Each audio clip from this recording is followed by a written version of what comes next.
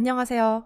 저는 올해 36살 외국계 IT 보안 솔루션 기업에서 시니어 컨설턴트로 일하고 있는 여성입니다. 오늘 제가 들려드릴 이야기는 선의가 어떻게 한 사람의 인생을 파괴하는 독약이 될 수 있는지, 그리고 리플리 증후군에 빠진 인간이 타인의 신분과 명예를 어디까지 해킹할 수 있는지에 대한 처절한 기록입니다. 15년 전 좁고 어두운 방송반 부스 안에서 시작된 우정은 결국 전 재산 탈취와 사회적 말살이라는 잔인한 결말로 끝났습니다.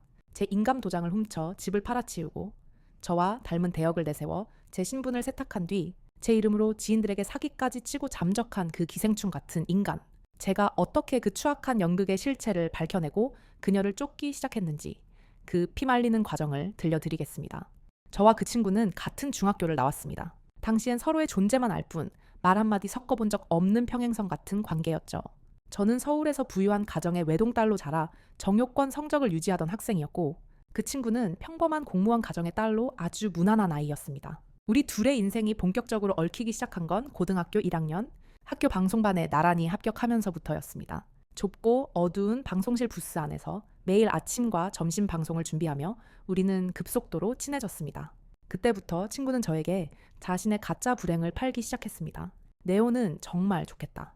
이번에 부모님이 최신형 노트북 사주셨다며.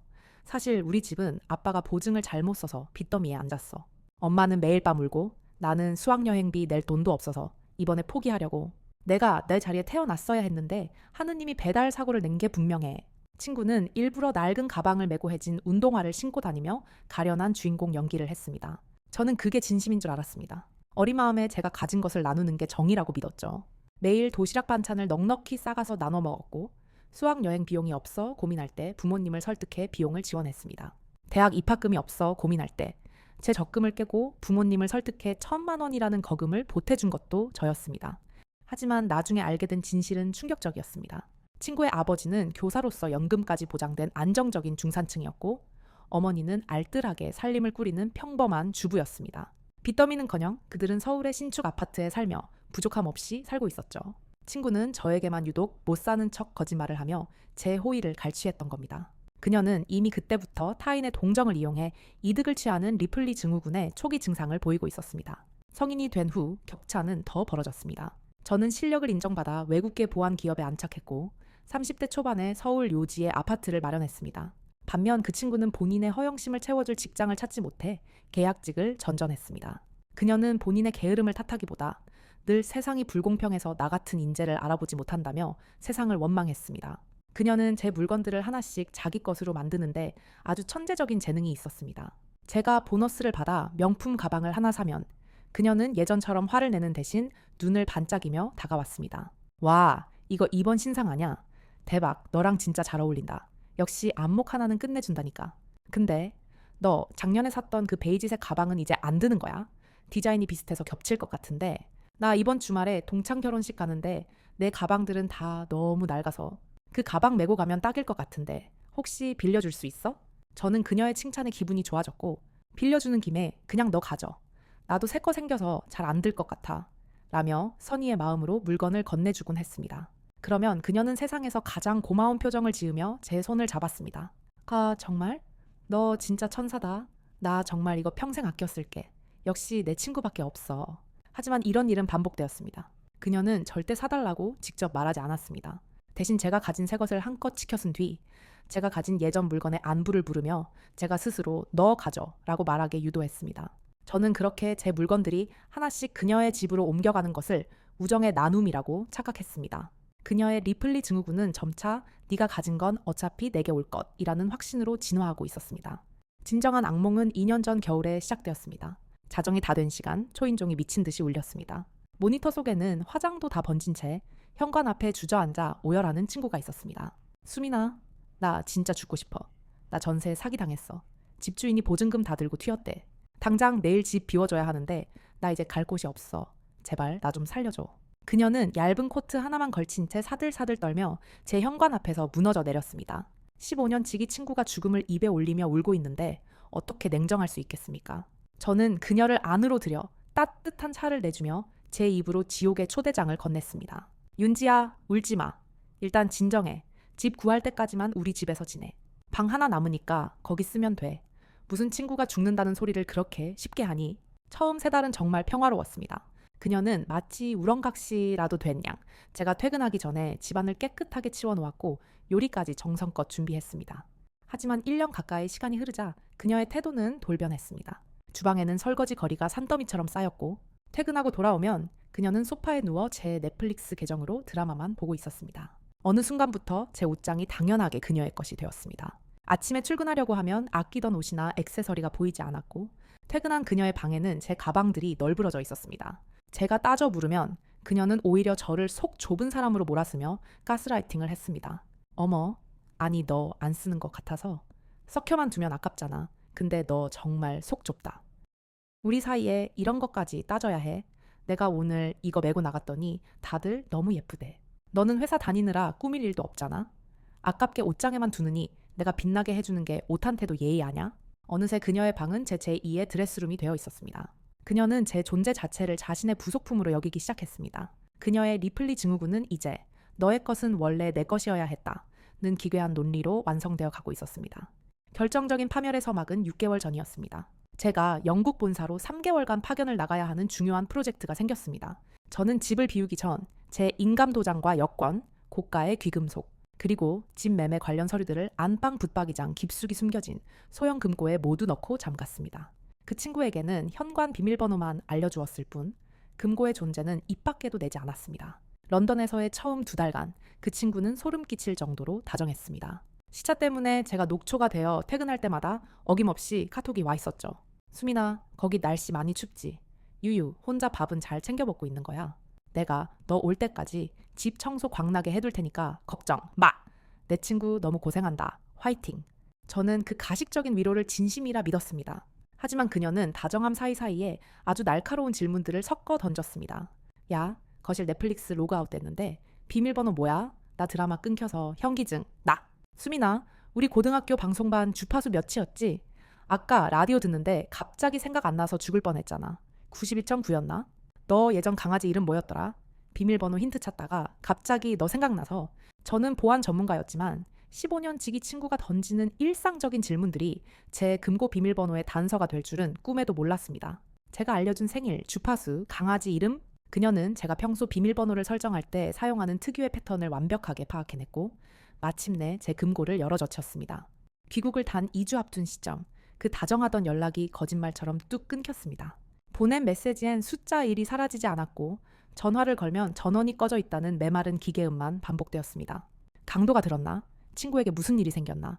불안과 공포가 엄습했습니다. 저는 결국 일정을 이틀 앞당겨 급하게 비행기표를 구했습니다. 10시간의 비행 내내 제 머릿속은 온통 친구 걱정뿐이었습니다. 지친 몸으로 공항에서 곧장 제 아파트로 달려갔습니다. 하지만 떨리는 손으로 누른 현관 비밀번호는 삐삐빅 하는 소리와 함께 저를 거부했습니다. 지문 인식조차 저를 외면했습니다. 저는 미친 듯이 문을 두드리고 벨을 눌렀습니다. 5분쯤 지났을까?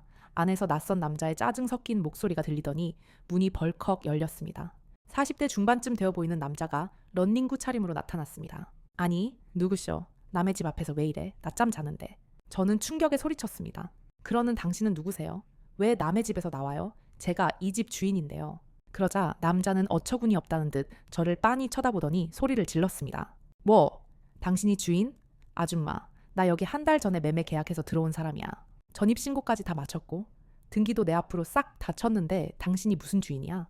이 근처 살던 미친 사람인가 본데 자꾸 이러면 경찰 부를 테니까 당장 꺼져. 남자는 제 면전에서 문을 쾅 닫아버렸습니다. 문틈 사이로 풍겨오는 낯선 음식 냄새와 소음들. 10년의 피땀이 서린 제 보금자리는 제가 가장 걱정했던 친구의 손에 의해 전입신고까지 마친 타인의 공간으로 변해 있었습니다. 저는 그 길로 경찰서로 달려갔습니다. 하지만 담당 형사의 말은 제 가슴에 대못을 박았습니다. 현재 서류상으로는 법적 결함이 전혀 없습니다. 친구분이 제출한 인감증명서는 주민센터에서 발급된 본인 발급분입니다. 당신과 똑같이 생긴 여자가 직접 떼어갔더군요. 대한민국 법에는 등기에 공신력이 없습니다. 서류가 위조되었다 하더라도 매수자가 사기인 걸 몰랐다면 현재로서는 저 집의 법적 주인은 저 남자예요. 당신이 위조를 직접 증명해야 합니다. 조사를 통해 드러난 범행은 소름 돋는 수법이었습니다. 원래 시세 12억에서 16억에 달하는 제 집을 친구는 급전이 필요하다는 핑계로 시세의 절반도 안 되는 6억 원에 내놓았습니다. 대신 조건은 전액 현금 결제였죠. 그녀는 그렇게 챙긴 6억 원의 현금을 들고 흔적도 없이 사라진 것입니다. 망견자실한 상태에서 저는 지인들에게 도움을 요청하기 위해 연락을 돌렸습니다. 평소 알고 지내던 변호사 오빠, 업계 동료들. 하지만 이상하게도 다들 제 전화를 피하거나 받자마자 끊어버렸습니다. 그러다 간신히 연락이 닿은 10년지기 동료 한 명이 조심스럽게 입을 열었습니다. 수민아, 너 정말 괜찮은 거야? 아니, 이 전화 받아도 되는 건가 싶어서 한참 망설였어. 그게 무슨 소리야? 내가 무슨 일이라도 저질렀다는 거야? 네오, 요즘 안 좋은 소문이 너무 심하게 돌아. 너 불법 도박에 빠져서 주변 사람들한테 수천만 원씩 빌리고 다닌다며. 너한테 카톡 받았다는 애들이 한둘이 아냐.